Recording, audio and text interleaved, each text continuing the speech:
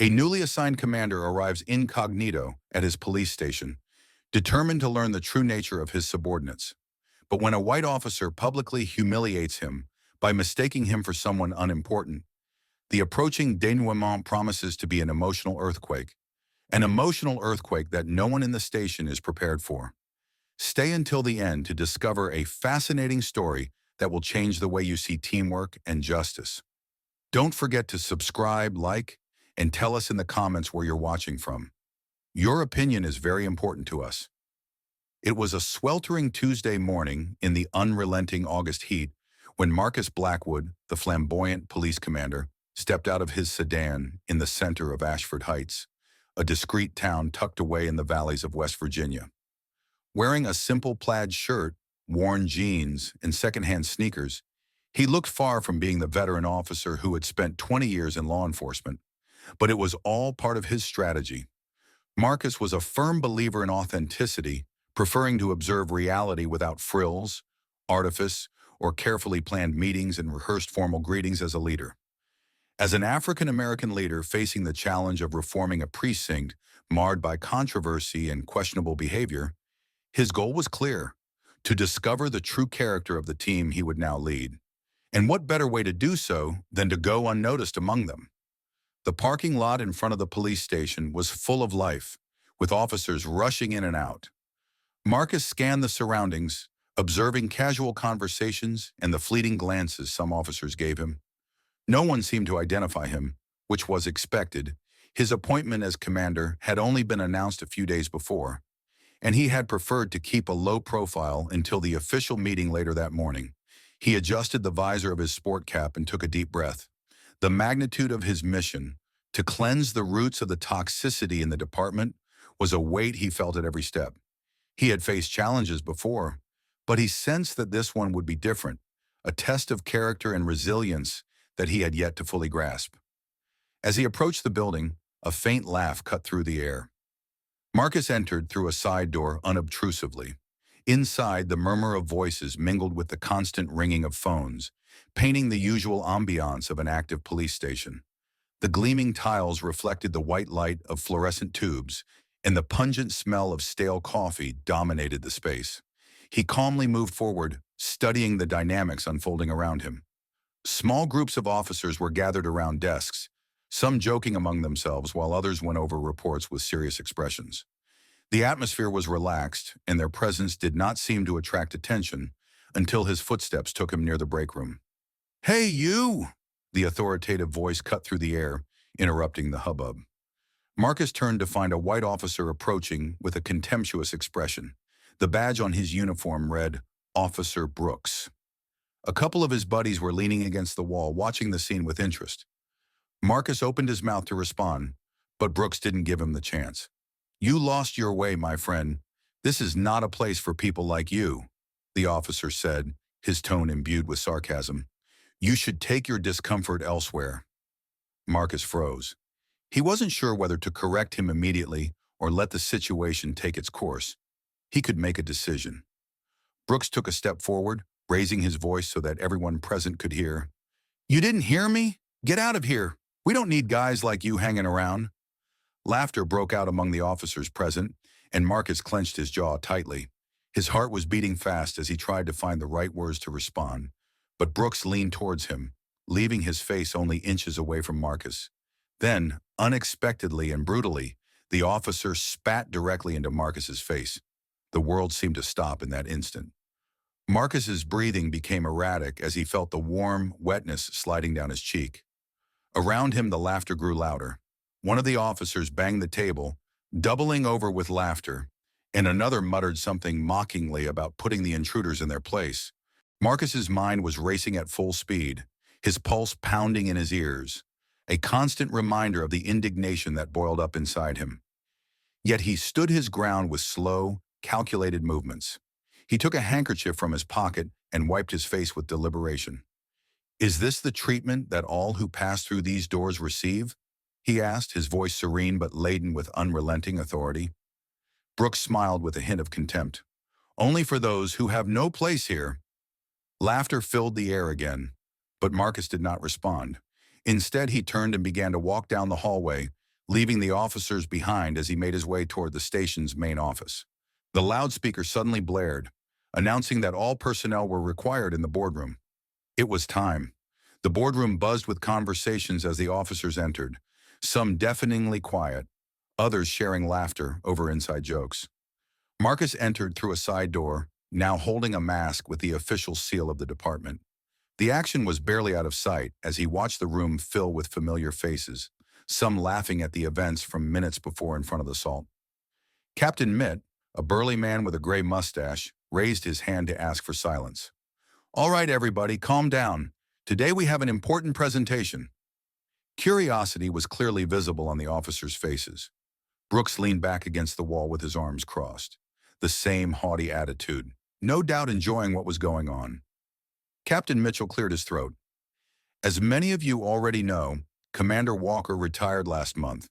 We have been waiting for his replacement, and I am proud to introduce our new leader, a man with an impressive track record and a clear vision for the future of this department." Marcus walked toward the podium with firm steps.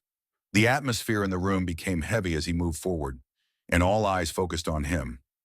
He placed the folder on the lectern and took a moment to carefully observe those present. His calm demeanor only added to the tension in the room. Brooks' smile faltered, and the color drained from his face as he recognized him. The other officers looked at each other with discomfort. Some were muttering under their breath, while others stared at Marcus with wide eyes. "Good morning," Marcus began, his voice firm and clear. "My name is Marcus Blackwood, and as of today, I am your new police commander." The silence that followed was almost overwhelming. Brooks's face turned a bright red, his arrogance fading. Marcus held his gaze a moment longer than necessary before scanning the others present with his eyes. "When I arrived this morning," he continued, "I came dressed in civilian clothes because I wanted to observe the department without bias. What I found was a revelation." A murmur ran through those present, but Marcus raised his hand, demanding silence. "In the short time I have been here, I have already witnessed attitudes that are not only unprofessional, but completely unacceptable. I want to make it clear, the toxic culture that has been tolerated in this place comes to an end today." The room was plunged into deep silence, the weight of his words resonating with each of the officers. Brooks shifted uncomfortably, avoiding Marcus's gaze and looking at the floor. Marcus took a step closer to the edge of the podium, his voice firm and controlled, though laden with authority. "Respect is not optional. It is the pillar upon which our work as law enforcement officers is built. Without respect, we fail not only each other, but also the community we are sworn to protect." The silence stretched for a moment, watching as the officers fretted under his piercing gaze. "This morning, some of you were amused by what you thought was just another insignificant man being humiliated. But let me remind you of something. Everyone who walks through those doors, whether they wear a badge or not, deserves to be treated with respect." His words cut through the atmosphere of the room like a blade. No one dared to move a muscle. Marcus let the silence lengthen, his gaze fixed and resolute. The tension in the air was thick, every officer aware of the magnitude of his words. Brooks shifted uncomfortably, his discomfort evident as small beads of sweat began to form on his forehead. But Marcus was not finished. "I understand that change is not easy," he said, his voice strong but charged with firmness. "But let me be clear. I will not tolerate behavior that disrespects anyone's dignity, whether it be a fellow officer, a civilian, or any person who walks through those doors." Marcus stepped down from the podium, walking with firm steps toward the officers. His presence was imposing, but his voice conveyed an intensity that was restrained and calculated. "Officer Brooks," said Marcus, stopping right in front of him. Brooks shuddered, his arrogance from before fading completely. "You," continued Marcus, fixing his gaze on him, "represent everything that is wrong with this department. When you spat in my face, you not only disrespected me, you disrespected the badge, the oath we took, and the community that we promised to serve and protect." Brooks stammered, trying to defend himself. "Commander, I didn't know." "That's precisely the problem," interrupted Marcus, his voice sharp and direct. "You didn't bother to inform yourself. You didn't even spend a moment to think before you acted because you assumed the person in front of you didn't matter. And that assumption is the reason this department has lost the trust of the people we swore to protect. The room was in stony silence, each officer motionless, caught by his words. Marcus turned his gaze to the rest of the group. What I saw, he said, was not just an isolated mistake of one, it was a culture where harassment and prejudice are not only allowed, but celebrated. Marcus returned to the podium, his voice rising with determination. I have dedicated my career to fighting for justice, not only in the streets, but also within the walls of departments like this one. Change is not easy, and it will not happen immediately. But I assure you this, as long as I am the commander, this station will operate with integrity, respect, and responsibility. Marcus paused briefly, allowing his words to sink in. Then, with a movement toward Captain Mitchell, he concluded, with immediate effect, Officer Brooks is suspended pending an internal investigation. And for those who think this is just a warning, think again. This is only the first of many changes to come.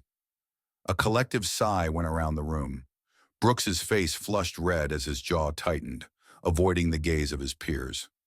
Marcus, unperturbed, stood tall with a firm presence. This is not about punishments, he said in a determined voice. It is about setting a standard. If you are not willing to meet it, this is not the place for you. His eyes swept the room once again, meeting those of each officer present. If you are willing to improve, to be better, we will move forward together. But you must know this. I will hold you accountable every step of the way. The meeting ended in heavy silence, the officers leaving the room without a word. Marcus remained at the podium for a moment, watching as Brooks angrily retreated, his face reflecting a mixture of embarrassment and defiance. The other officers avoided eye contact, their expressions ranging from guilt to deep reflection. Back in his office, Marcus sat down at his desk and exhaled sharply. He knew this was just the beginning. Years of ingrained behaviors would not go away overnight, and for some, they might never change. But he had not come to Blue Ridge to make friends. His mission was to make a real difference. The phone on his desk rang. It was Captain Mitchell. Commander, Mitchell said cautiously, I wanted to tell you that you handled that better than most people would have. Thank you, Captain, replied Marcus. But the real work begins now. I need a complete review of Brooks's record on my desk for tomorrow, along with any complaints and incident reports. All understood, replied Mitchell before pausing briefly. And Commander, I think today you really made some of them react. Some of them in the best way possible. Marcus hung up, allowing himself a brief moment of satisfaction before diving into the mountain of paperwork that awaited him. In the next few weeks, the police station began to transform. Officers who had once mocked Brooks' attitudes now kept their distance. Rumors of his suspension spread quickly throughout the department. Marcus made sure to walk the halls regularly, greeting everyone he encountered. His presence became a constant reminder of his leadership. Some officers began to take the change seriously. One day, Officer Torres, a young recruit, approached Marcus and admitted that, out of fear of retaliation, she had been complicit in the toxic culture that existed in the department. I want to do better, Commander, she said with sincerity. That's all I ask for, replied Marcus, his voice calm but determined. It starts with you. But not everyone was willing to change. Brooks filed an action against his suspension, claiming that he had been treated unfairly. Marcus stood firm, convinced that accountability was not negotiable. The department's review brought to light a series of previous complaints against Brooks, ranging from excessive use of force to inappropriate comments. His appeal was rejected, and Marcus made it clear that the days of covering up misconduct were behind him. Despite the progress, Marcus knew that the road to change would still be long. Discussions about implicit bias and the relationship with the community were met with mixed responses. But he stood firm. Every little victory, like a recruit raising her voice or an officer reconsidering her approach, represented a step toward something bigger. One morning, Marcus attended a community event where he met a little boy who shyly approached him. Are you really the commander? Asked the boy, his eyes filled with amazement. Yes, I am, replied Marcus with a smile. My dad says the police don't care about us, said the boy, his voice barely a whisper. Marcus crouched down to meet him at eye level. I can't change what happened before, but I promise you, We are working to get better, he said softly. And if you ever need help, just look me up, okay? The boy nodded, a small smile crossing his face. Moments like that reminded Marcus of why he had accepted the position in the first place. At the end of his first year, the station was still not perfect, but it had certainly changed. Officers who failed to adapt were replaced by new recruits who shared Marcus's vision of a fair and respectful department. The community, once filled with doubt, began to see signs of change, a renewed effort to build trust and heal. Marcus stood in the main hallway of the police station one afternoon, watching as officers came out at the end of their shifts. They felt different now, not distant from someone else, but genuine and inclusive. He knew there would always be obstacles, but for the first time, he felt hopeful. Change is never easy, but it was worth every struggle. It is important for each of us to reflect on our experiences and how we can contribute to a more just world. If you have ever experienced discrimination or witnessed unfair treatment, your story may inspire others to stand up to injustice. Share your experience in the comments and remember to subscribe for more stories that motivate us to make positive changes. Together, we can create an environment of respect and understanding for all.